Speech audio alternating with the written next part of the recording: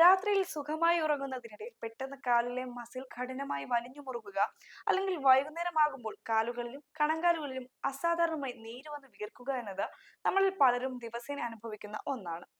അധിക സമയം ഒരേ നിലയിൽ നിന്നതുകൊണ്ടോ അല്ലെങ്കിൽ കാലുകൾ തൂക്കിയിട്ടിരുന്നത് കൊണ്ടോ മാത്രമാണ് ഇത് സംഭവിക്കുന്നത് എന്ന് കരുതി നമ്മൾ ഇതിനെ വെറുതെ വിടാറാണ് പതിവ്. എന്നാൽ ദിവസങ്ങളോ മാസങ്ങളോ ആയി തുടരുന്ന ഈ ബുദ്ധിമുട്ടുകൾ നിങ്ങളുടെ ശരീരത്തിനുള്ളിൽ നടക്കുന്ന ഗുരുതരമായ ചില ആരോഗ്യ വ്യതിയാനങ്ങളുടെ നേരിട്ടുള്ള ലക്ഷണങ്ങളാണ്. ഇതിന് പിന്നിലെ യഥാർത്ഥ ശാസ്ത്രീയ കാരണം പരിശോധിച്ചാൽ നമ്മുടെ ശരീരത്തിലെ പേശികളുടെയും നാഡീവ്യൂഹങ്ങളുടെയും സുഗമമായ പ്രവർത്തനത്തിന് മഗ്നീഷ്യം, പൊട്ടാസ്യം, കാൽസ്യം തുടങ്ങിയ അവശ്യ ധാതുക്കൾ അത്യാവശ്യമാണ്. ഈ ധാതുക്കളുടെ അളവ് ശരീരത്തിൽ കുറയുമ്പോൾ നാഡീ സിഗ്നലുകളുടെ സഞ്ചാരം തടസ്സപ്പെടുകയും പേശികൾക്ക് കഠിനമായ വേദനയും വലിപ്പും അനുഭവപ്പെടുകയും ചെയ്യുന്നു.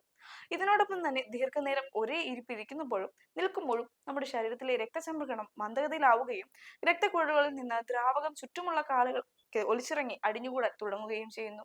കാലുകളിലെ സിരകൾക്ക് രക്തം കൃത്യമായി ഹൃദയത്തിലേക്ക് തിരികെ എത്തിക്കാൻ സാധിക്കാതെ വരുമ്പോൾ താഴത്തെ അവയവങ്ങളിൽ നിന്നും സമ്മർദ്ദം വർദ്ധിക്കുകയും ഇത് ദൃശ്യമായ നീർവീക്കത്തിന് കാരണമാവുകയും ചെയ്യുന്നു.